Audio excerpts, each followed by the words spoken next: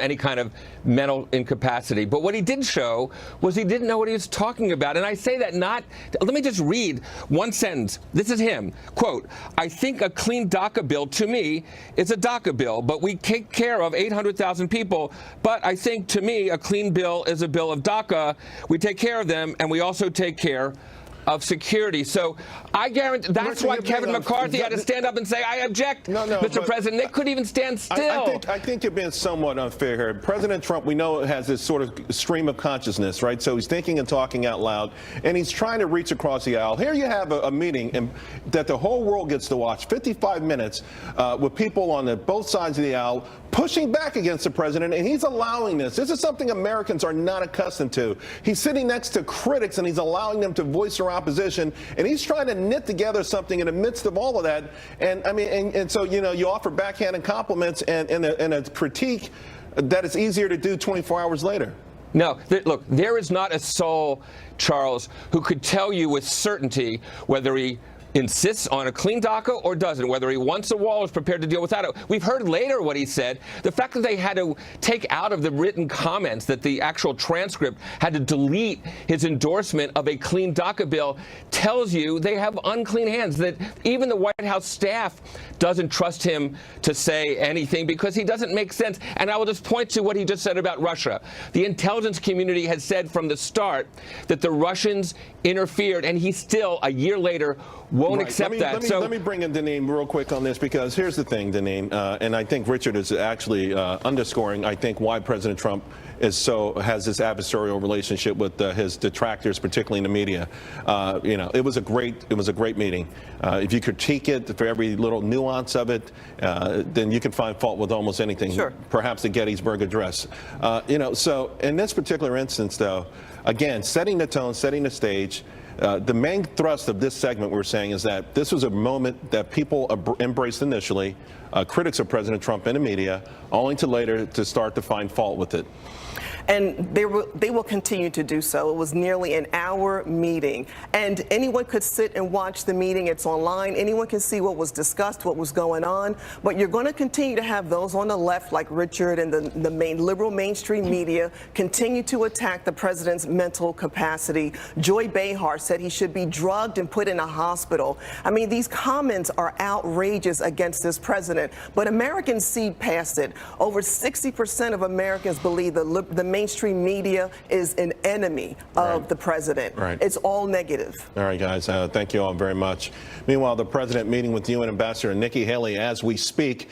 South Korea just giving him a big thumbs up on his handling of the nuke crisis. But what is North Korea really up to? We're all over that. And new worries over the nation's mounting debt, with China threatening to stop buying it. So is this time for Republicans to be talking about bringing back pork barrel spending? One of the Republicans who may be leading the charge is here. January 20th, Cavuto is live for 2 hours from the nation's capital. 1 year after the inauguration, Neil breaks down the president's accomplishments, agenda, and how it all impacts you. Starting January 20th, don't miss Cavuto live every Saturday on the Fox News Channel.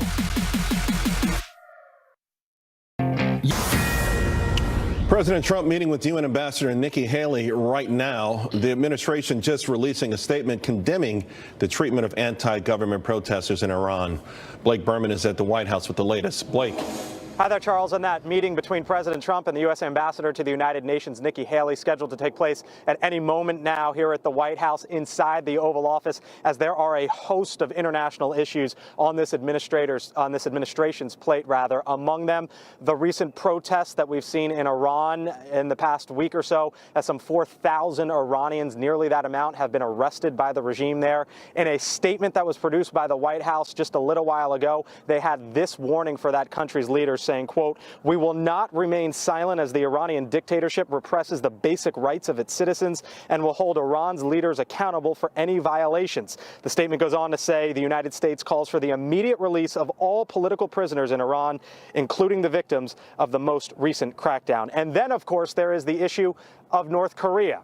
Here at the White House a little while ago, there was a press conference with the president and the Prime Minister of Norway. A reporter from Norway asked the president, generally speaking, whether or not there is a war coming on the horizon. And the president shot down that suggestion. I don't expect that. I think we're going to have, because of strength, peace through strength. I think we're going to have a long period of peace. I hope we do. We have certainly problems with North Korea, but a lot of good talks are going on right now. As for those talks, the North Koreans have taken some diplomatic baby steps in the recent days, sitting down and talking with South Korea while also announcing they will send a contingent to the upcoming Winter Olympics next month in South Korea. The South Korean prime minister at a news conference earlier today seemed to credit President Trump, saying, and I quote, "I think President Trump deserves big credit for bringing about the inter-Korean talks. It could be a resulting work of U.S.-led sanctions and pressure." Charles? Blake, thank you very much. General Jack Keane with me now. First to Iran, where they've extended sanctions relief. Is this the right move or a wrong move? Well, I think it's the right move if we believe what the president is being told, that there seems to be some consensus being developed in the Congress to go ahead and fix the nuclear deal. And if that's the case, and we can fix the nuclear deal, particularly get rid of the sunset clauses, which permits Iran to move to a nuclear threshold capability in 10 years and in 15 years actually have a weapon, and put in some very verifiable inspection regime, then we have something. But is this what you were expecting? Because it felt like there was tougher saber rattling leading up to this announcement today. And where are we with respect to the deal that President Obama cut with, I guess, the 6 other nations or 5 other nations in Europe? Yeah, but I think, you know, what's happened, Charles? We're in the 3rd year of the Obama nuclear deal, so to speak.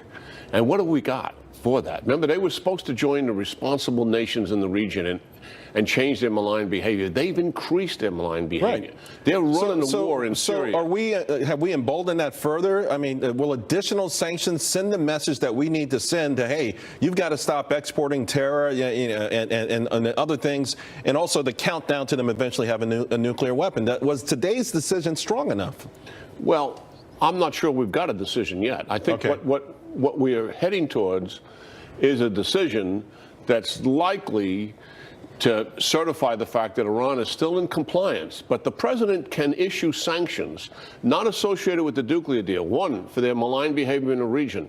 2, for repressing their own people. And number 3, for building ballistic missiles. He can still do that. Let's shift to North Korea. This year has come in with a lot more optimism about diplomacy winning over. North Korea is going to field some Olympic athletes. South Korea is saying they're coming to the table. They've exchanged their conversation. South Korea's president giving President Trump a lot of credit for that. Is there a diplomatic solution? I don't know, to be honest with you. But listen, certainly some negotiations here, they're feeble at best. Likely gets North Korea some goodwill, also buys them some more time. They've certainly always wanted to drive a wedge between South Korea and the United States. That's probably what they're up to. But I also believe that some of the economic sanctions are taking some impact on North Korea. There's certainly the sanctions that have been imposed on North Korea, they've never had to face before. They've never worked before. But I think they're having some haven't impact. they been in a position where their citizens starved, millions of them starved? I mean, Kim Jong-un is never going to starve, right? In the meantime, you've got border guards with parasites. So, again, can we effectively cripple their economy enough to where they blink and give up their nuclear ambitions? I honestly don't know that, but I do know this. He doesn't care about his citizens who are suffering from malnutrition, to be sure, but he cares about the money that he gets from trade deals, and he cares about the oil that he needs to sustain his country. Right. And those things are being shut down. I don't know if a diplomatic option is really out there, but it's certainly worth exploring, given the alternative is either we accept North Korea having nuclear weapons and we go to a deterrence strategy and containment, or we're going to start pulling triggers. Right, and I think we all agree, peace through strength. Maybe we'll get a Pax Americana, who knows? General Jack Keane, thank you very much. Appreciate it. Good talking to you, Charles. The president calling for a, quote, bill of love for dreamers. But remember what he said when this guy called illegal immigration an act of love. And later, a super showdown after NBC says it will be showing any anthem protests during the Super Bowl. Justified or just a ploy for more ratings? Well, one day after that bipartisan meeting with President Trump, Virginia Congressman Bob Goodlatte unveiling an immigration bill to address DACA and border security. This comes as lawmakers on both sides of the aisle are meeting to find a path forward on immigration reform. Mike Emanuel has the latest from our nation's capital. Mike. Charles, good afternoon to you. There are all kinds of meetings on immigration reform going on here on Capitol Hill. As you mentioned, some key House Republicans rolled out their own immigration reform plan a short time ago. This bill provides DACA recipients a reasonable, long-term legislative solution. This legislation includes strong anti-fraud measures and ensures that DACA recipients don't get a special pathway to citizenship. We're giving them the opportunity to every 3 years have for eternity legal status here, to be able to work, go to school, travel, and take the existing paths that we have in our system to citizenship, but not go ahead of anybody else. The immediate priority for Democrats is the so-called Dreamers, young people who were brought to this country illegally by their parents. President Trump set a March deadline for Congress to address that problem, but Democrats are trying to force a deal now. Who among us would deny for 1 second that the people who have made America great are those who came from other lands? They were not here. We all came from another land. And we have made America better. There was also a bipartisan immigration meeting on the Senate side this afternoon. Democrats Dick Durbin and Michael Bennet, Republicans Lindsey Graham, Jeff Flake, and Cory Gardner. So while all these discussions are taking place about legislative options dealing with immigration reform, there's also aggressive enforcement taking place. DHS and ICE officers visiting 7-Eleven stores all across the country to make sure their employees have the right paperwork. Charles? Mike, thank you very much. President Trump calling for a, quote, bill of law for Dreamers during yesterday's bipartisan meeting. Take a listen. I feel having the Democrats in with us is absolutely vital because this should be a bipartisan bill. This should be a bill of love. Truly, it should be a bill of love, and we can do that. Former Florida Governor Jeb Bush tweeting he's encouraged by all the efforts, but does anyone remember when the president said during the 2016 campaign after Bush called illegal immigration an act of love? The weakest person on the stage by far on illegal immigration is Jeb Bush. They come out of an act of love, whether you like it or not. He is so weak on illegal immigration. I'm on the Reagan side of this. That they come into our country as an act of love. With all of the problems that we have in so many instances, we have wonderful people coming in. But with all of the problems, this is not an act of love. So is President Trump changing his position? Joining me now, Democratic strategist Christy Setzer, Fox News contributor Steve Cortez, and GOP strategist Ford O'Connell. Steve, let me start with you. This was sort of a contentious area for you throughout the campaign. You and I talked about it a lot personally and also on the air. Where do you see President Trump now, and has he changed his position? You know, Charles, I don't think he's changed his position because, by the way, adults choosing to break our immigration law, is that an act of love? No. And by the way, I don't call them undocumented. If you come into my home uninvited, you're not undocumented. You are a burglar. However, when we talk about DACA, we're talking about people who are brought here by no choice of their own, who were brought here as children, many of whom have lived there practically their entire lives. So when the president says now, today, that that's an act of love, what he means is that we're going to show great compassion to people who have largely lived American lives who didn't choose to break our immigration laws. Yeah, by the same token, Christy, what people are afraid of, a lot of Americans are that if you do this, you'll continue to encourage illegal immigration. And that's where the fine line comes, that, hey, if someone's lived here for a long time and they're a student, they work, they've contributed, that's one thing. But how do you stop the red carpet and how do you curtail illegal immigration? Because we do have a right to protect our borders, right?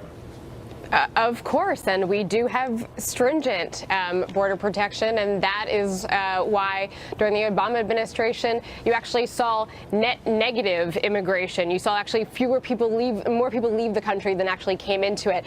To go back to whether Trump has changed his position, quite obviously he has. He said literally the opposite of what he said during the campaign. I did not hear a lot of I did not hear a lot of compassion for people who are coming into our country. Christy, let me cut to the chase on this point. The rapists, Democrats, hold on one second, one at a time. All right, Ford, come in. Yeah, look, Democrats don't want to solve this problem. No, I do not believe that Trump has changed his tune, but I do think that there is a fear on the right, as evidenced by Tucker Carlson and Ann Coulter, that Trump might actually get rolled by the status quo. Look, Trump should do a deal on DACA, but he should only do a deal if he gets funding for the wall. Amen. We can end chain migration, and we can end the visa lottery program. Understand something, Charles. The biggest threat we have, even more so than the wall, is chain migration, because if I let 700,000 DACA recipients come in under our current legal status, they could bring in 10 million people. I mean, we're not just talking about spouses and children. We're talking about an entire village. We need an immigration system that serves a national interest. Christy? Ford, the biggest danger is none of the things that you talked about. The biggest danger is that the leader of your party has no idea what he's talking about on this issue. And that was pretty clear yesterday in the meeting, the televised immigration meeting that was supposed to show how confident he is, when he didn't know what a clean DACA bill was. No, hold on, wait a minute. No, see, I totally disagree with you here. A clean DACA bill it's up to the person who. Let's not go back there. I was hoping that we would be over that. We're talking about Steve. We're talking about the idea. Whatever President Trump thinks is a clean DACA bill could be different than what you think is a clean DACA bill. That's why they were in that room. That's why they're in the room negotiating. I think a lot of Americans would like. I think a lot of Americans would like to see a clean start with this, where we never get in this pickle again. Because Ford was right.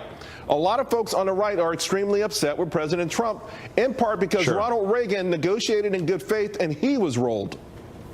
Right. No, and listen, I think it was one of the massive failures, actually, one of the few, thankfully, of the Reagan administration was what he did with amnesty. I would say this, I think, and I would try to caution people on Team Trump who are upset with the president.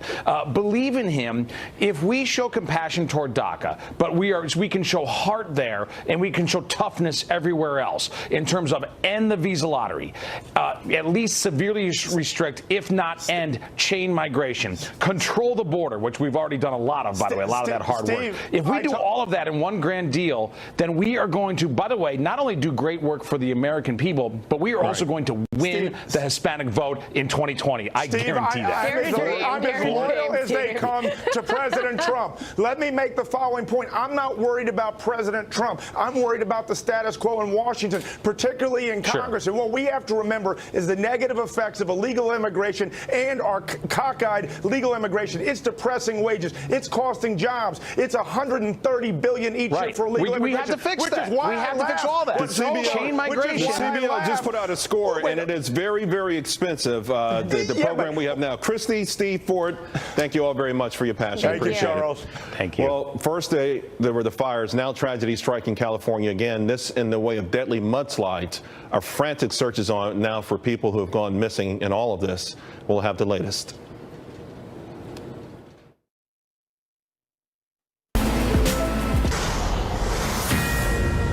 First, the wildfires, and now rescuers are underway in Southern California as waist-high mud and floods sweep through homes and businesses. The death toll climbing to 15 today. Fox News correspondent William Lajeunesse is there with the latest. William.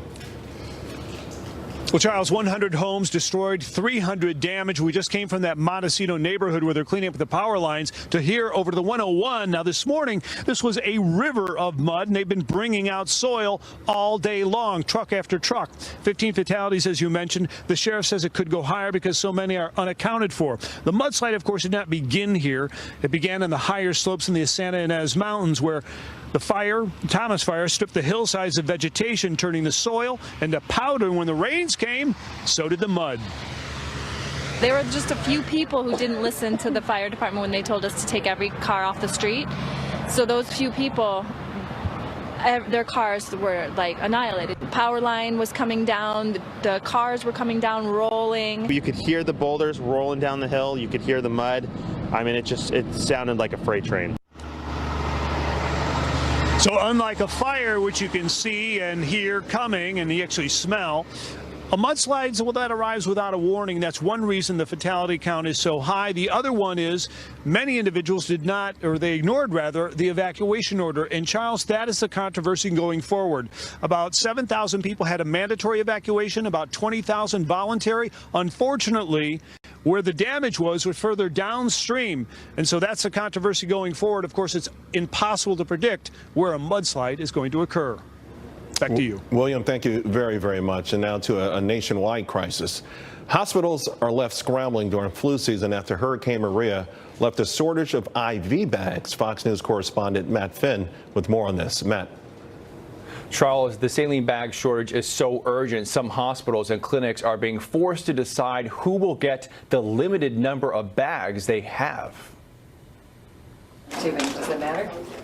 Being a level 1 trauma center, a shortage of saline is dire. It's the very first thing that we give to the patients when they come in from a gunshot or a motor vehicle accident. They've had a loss of blood, and we immediately have to bulk it back up and give them the fluids. The majority of America's saline manufacturing plants are in Puerto Rico and were knocked off the power grid by Hurricane Maria. It's caused a nationwide shortage of saline bags. It might not sound like that big of a deal, but medical professionals say saline is one of the first things they reach for to save lives. The shortage means medical professionals and nurses have to spend critical time, up to 30 minutes or more, manually injecting the fluids. And some patients who get routine injections or infusions are forced to receive treatment without the very important saline. I've had even friends and family members say, "What's the big deal? It's it's saline. It's but they don't realize unless you live it, you need it. That's going to help you from being so nauseous or having a reaction or having terrible headaches." Now, one of America's largest manufacturers of saline bags, Baxter, says its 3 plants in Puerto Rico are back online, but it could be some time before production is fully restored. And Charles, we spoke to one clinic in California. It says it has enough saline to get to February, and then after that, who knows? Charles? And thank you very, very much. To a big topic in D.C. right now. If President Trump really wants to bring back earmarks, he'll need this guy to do it. Republican Congressman Pete Sessions. The big question, is he on board? He's next. Interest rates spiking on a report China may stop buying our debt. The yield on the 10-year Treasury nearing 2.6%. Now, that's the highest level in about 10 months. Fox Business Network's Charlie Gasparino on what's got folks worried. Charlie, all of a sudden, yields are spiking. Yeah, I mean, listen, this isn't the end of the world, and it's not like they're a huge buyer right now. They're a massive holder of our debt, but I think they're no longer the top buyer of our debt anymore. Here's where this thing could get a little problematic, Charles. Let's just say that President Trump engages in some sort of a trade war with China, or more protectionism, starts screwing with them. They could screw with us back, and here's how they can really screw with us back: is essentially unload our Treasury bonds. And when you do that, when you sell something, right, the price goes down, and guess what? The yield of a bond goes up. Those yields are attached to mortgages, to credit cards, and things of that nature, and that's where it could get problematic. I think the threat itself is just thrown out there, but if they really do something concerted, like a massive sale of Treasuries, you're going to have higher interest rates, you're going to have the stock market go down, and you could have a recession. I mean, that's the way the economy works. Here's where this thing could get a little problematic, Charles. Let's just say that President Trump engages in some sort of a trade war with China, or more protectionism, starts screwing with them. They could screw with us back, and here's how they can really screw with us back: is essentially unload our Treasury bonds. And when you do that, when you sell something, right, the price goes down, and guess what? The yield of a bond goes up. Those yields are attached to mortgages, to credit cards, and things of that nature, and that's where it could get problematic. I think the threat itself is just thrown out there, but if they really do something concerted, like a massive sale of Treasuries, you're going to have higher interest rates, you're going to have the stock market go down, and you could have a recession. I mean, that's the way the economy works. Here's where this thing could get a little problematic, Charles. let's just say that President Trump engages in some sort of a trade war with China, or more protectionism, starts screwing with them. They could screw with us back, and here's how they can really screw with us back: is essentially unload our treasury bonds. And when you do that, when you sell something, right, the price goes down, and guess what? The yield of a bond goes up. Those yields are attached to mortgages, to credit cards, and things of that nature, and that's where it could get problematic. I think the threat itself is just thrown out there, but if they really do something concerted, like a massive sale of treasuries, you're going to have higher interest rates, you're going to have the stock market go down, and you could have a recession. I mean, that's the way the economy works. Here's where this thing could get a little problematic, Charles. Let's just say that President Trump engages in some sort of a trade war with China, or more protectionism, starts screwing with them. They could screw with us back, and here's how they can really screw with us back: is essentially unload our treasury bonds. And when you do that, when you sell something, right, the price goes down, and guess what? The yield of a bond goes up. Those yields here's where this thing could get a little problematic, Charles. Let's just say that President Trump engages in some sort of a trade war with China, or more protectionism, starts screwing with them. They could screw with us back, and here's how they can really screw with us back: is essentially unload our treasury bonds. And when you do that, when you sell something, right, the price goes down, and guess what? The yield of a bond goes up. Those yields here's where this thing could get a little problematic, Charles. Let's just say that President Trump engages in some sort of a trade war with China, or more protectionism, starts screwing with them. They could screw with us back, and here's how they can really screw with us back: is essentially unload our treasury bonds. And when you do that, when you sell something, right, the price goes down, and guess what? The yield of a bond goes up. Those yields